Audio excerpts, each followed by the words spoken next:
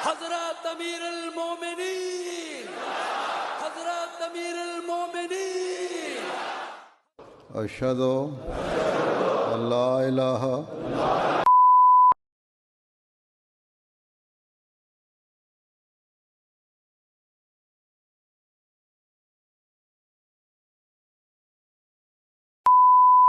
Assalamualaikum warahmatullahi wabarakatuh. Hello Kedan, gimana kabar kalian? Gua harap si Triple S ya, semoga sehat selalu. Nah Kedan, jadi tokoh atau pemuka agama mungkin bagi sebagian orang itu adalah suatu cita-cita, karena mungkin mereka mempunyai privilege yang nggak dimiliki orang lain kan. Mulai dari mungkin ya, mereka memiliki akses yang lebih mudah dalam banyak hal, seperti mereka mungkin diperlakukan lebih sopan atau bahkan dimuliakan hingga dikultuskan malah cuy. Namun jangan salah cuy, hal-hal seperti ini justru bisa saja menjerumuskan sang tokoh atau pemuka agama tersebut ke dalam jurang permasalahan dan skandal yang seharusnya tidak dilakukan oleh pemuka agama tersebut. Es tehmu jek akeh ra? Masih. Ya kono didol kok.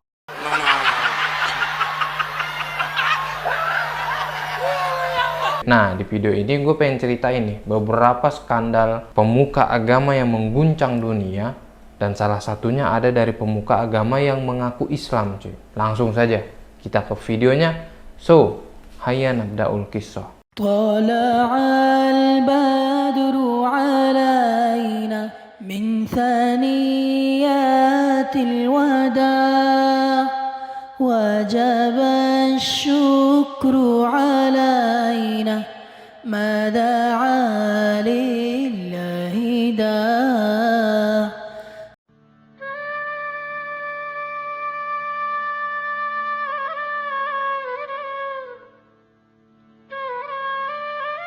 Sai Baba. Yang pertama kita punya tokoh yang sangat terkenal sampai detik ini cuy. Sai Baba ini bahkan gue sering banget baca narasi-narasi baik itu di internet atau di buku-buku. Mereka menuliskan antara mukjizat dan kontroversi. Jadi Sai Baba ini sosok spiritual India yang dianggap sebagai perwujudan Tuhan oleh jutaan pengikutnya di seluruh dunia cuy. Namun dibalik citranya sebagai guru suci yang penuh mukjizat, ada kisah kontroversial yang mengundang tanda tanya. Siapa sebenarnya Sai Baba dan bagaimana kita memahami antara keajaiban yang diceritakan para pengikutnya dengan skandal yang mencoreng reputasinya. Satya Sai Baba lahir pada tahun 1926 di Puttaparthi, India. Sejak kecil dia dikenal dengan berbagai mukjizat seperti materialisasi benda-benda suci. Hal ini menarik perhatian banyak orang, menjadikannya figur spiritual yang sangat dihormatin we. Sai Baba ini mendirikan ashram besar, organisasi amal dan proyek kemanusiaan, termasuk rumah sakit dan penyediaan air bersih bagi ribuan desa. Namun tidak semua percaya pada keajaiban Sai Baba. Para skeptis termasuk pesulap profesional menyebut bahwa aksi Sai Baba ini hanyalah trik sulap sederhana. Sai Baba sendiri menolak pengujian ilmiah atas kemampuannya. Dia mengklaim bahwa mukjizatnya adalah bagian dari kuasa ilahi cuy. Nah, pada akhir 1990-an hingga awal 2000-an, tuduhan-tuduhan serius mulai muncul. Beberapa mantan pengikut mengklaim bahwa mereka menjadi korban pelecehan oleh Sai Baba. Tuduhan ini menciptakan guncangan besar di kalangan pengikutnya. Meskipun Sai Baba tidak pernah secara resmi diadili atas tuduhannya tersebut, banyak pengikut setia yang tetap membelanya dan menyebut tuduhan itu sebagai konspirasi. Nah, Sai Baba ini dikenal karena kontribusinya dalam proyek amal besar, Kedan.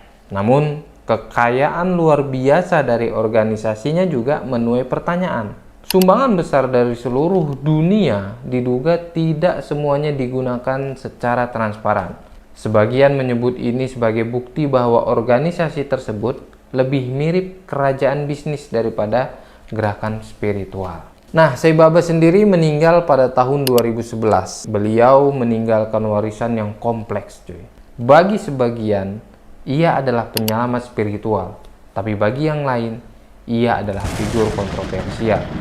Apakah ia seorang utusan Tuhan atau hanya seorang pria biasa yang memanfaatkan kepercayaan jutaan orang? Nah, Kebenaran tentang Sai Baba mungkin akan tetap menjadi misteri.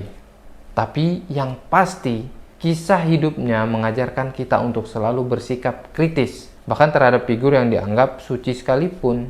Nah, berita tentang Sai Baba ini pun gue sadur dari berbagai sumber, yang mana nanti linknya gue taruh di deskripsi ya guys. Sosok yang kedua, kita ada Jong Myung Sok atau JMS yang dikenal sebagai seorang pemimpin sekte di Korea Selatan yang terlibat dalam berbagai skandal kejahatan seks. Kayaknya nggak jauh-jauh dari selangkangan.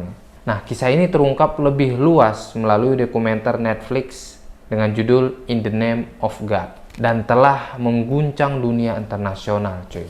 Jong Myung Sok atau JMS mendirikan sekte JMS pada tahun 1974. Ia mengklaim bahwa dirinya sebagai Mesias 하나님이 안 보인다고? 안 보여? 나 쳐다봐 하나님. dan mengajarkan bahwa hanya melalui dirinya para pengikutnya dapat mencapai surga cuy. Luar biasa kan? Nah, sekte ini menggunakan berbagai taktik manipulasi untuk merekrut anggotanya cuy, termasuk love bombing dan memanfaatkan kelompok doa di kampus-kampus universitas untuk menarik pemuda-pemudi. Namun di balik citra religiusnya, Jong Myung Sok menggunakan statusnya untuk melakukan kekerasan seks. Ia menargetkan perempuan muda yang ia sebut sebagai istri spiritual cuy, dan kejahatan. Karena pada tahun 1999, sebuah laporan investigasi mengungkap kejahatan JMS ini. Ya, gue panggil Jung aja ya. Yang membuatnya melarikan diri dari Korsel pada tahun 99 tuh cuy. Selama pelariannya di berbagai negara seperti Cina, Jepang, dan Hong Kong, dia terus melakukan kejahatan yang sama cuy. Hingga akhirnya dia ditangkap dan diekstradisi ke Korea Selatan pada tahun 2008. Jadi memang cukup gacor juga nih si Jung nih, JMS ini. Dia kabur dari Korea, tapi selama di Cina, Jepang, Hong Kong, dia masih tetap bisa melakukan aksi kejahatan ini cuy. Jadi memang pengaruh ini orang, influence-nya dia cukup besar juga pada zaman itu. Nah, pada tahun 2009, Jung ini dijatuhi hukuman 10 tahun penjara atas tuduhan pemerkosaan dan kekerasan terhadap para pengikutnya. Namun, setelah bebas pada tahun 2018, dia kembali lagi melakukan kejahatan yang sama cuy. Emang nggak bisa diem itunya. Pada tahun 2022, dia didakwa atas tuduhan pelecehan terhadap 2 pengikut, termasuk Mapel Yip yang menjadi saksi penting dalam dokumenter Netflix tersebut. Nah, meskipun telah dijatuhi hukuman tambahan 23 tahun penjara pada Desember 2023 tahun lalu, sekte JMS masih aktif dan mendukung pimpinannya cuy. JMS ini Jesus Morning Star ya, gue lupa sebutin dari awal tadi. Beberapa pengikutnya bahkan percaya bahwa Jung tidak bersalah. Ini bukti kesalahan taklid, benar-benar taklid buta gitu, fanatik.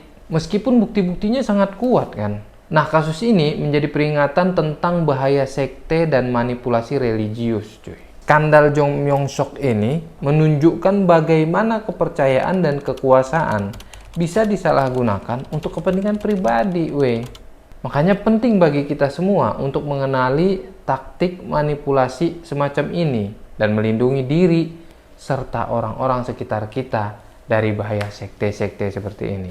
Dan berita-berita tentang JMS ini juga gue ambil, gue hanya menyadur dari beberapa sumber yang gue akan taruh sumbernya di deskripsi guys. Dan yang ketiga, ini yang luar biasa menurut gue ya.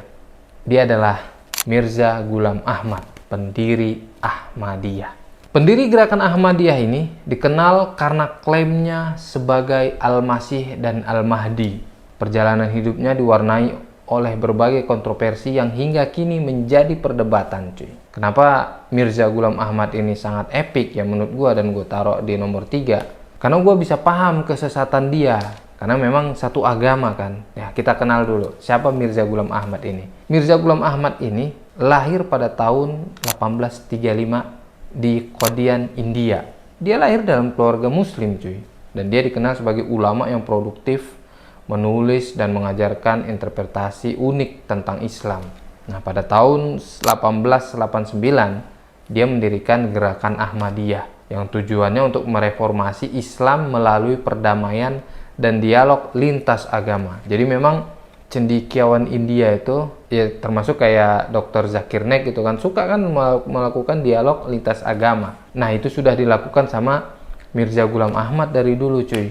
Namun yang membedakan, dia punya klaim yang luar biasa, cuy. Dia mengklaim kalau dirinya adalah seorang nabi. Yang jelas ini sangat bertentangan dengan doktrin finalitas kenabian Muhammad SAW. Kita tahu kan Nabi Muhammad SAW adalah nabi terakhir. Jadi klaim dia ini memicu penolakan keras dari mayoritas umat muslim. Nah, salah satu klaim terbesar Mirza Ghulam Ahmad, atau gua sebut aja Ahmad ya, dia adalah merupakan utusan Allah Subhanahu wa Ta'ala yang dijanjikan sebagai Mesias atau Nabi Isa dan Imam Mahdi sekaligus dalam satu dirinya. Dia juga menegaskan bahwa Nabi Isa telah wafat secara alami di Kashmir.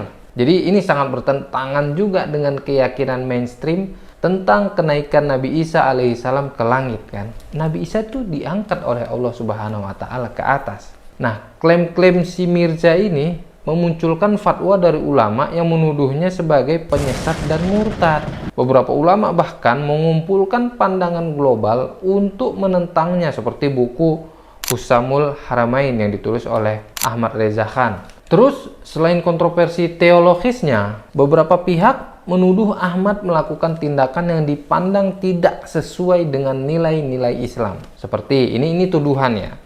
Seperti penggunaan obat-obatan terlarang dan tuduhan eksploitasi finansial. Namun para pengikutnya pasti langsung membantah tuduhan ini. Mereka menyebutnya sebagai fitnah tanpa bukti yang kuat. Banyak tuduhan ini terus diperdebatkan dan sebagian besar muncul dari pihak yang ingin mendiskreditkan si Ahmad ini.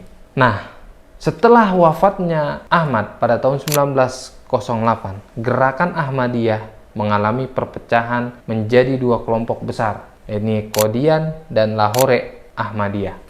Di Pakistan, status Ahmadiyah sebagai muslim itu dicabut, cuy, secara resmi bahkan, dan melalui amandemen konstitusi pada tahun 1974, cuy. Lu bayangin, sebuah keputusan yang terus memicu ketegangan sampai detik ini, cuy. Maukah engkau jadi makmumku kalau aku jadi imam? Apa kata Ahmadiyah? Tidak. Kami tidak mau kalian jadi imam karena kalian tidak percaya kepada Mirza Ghulam Ahmad. Mereka mengkafirkan kita.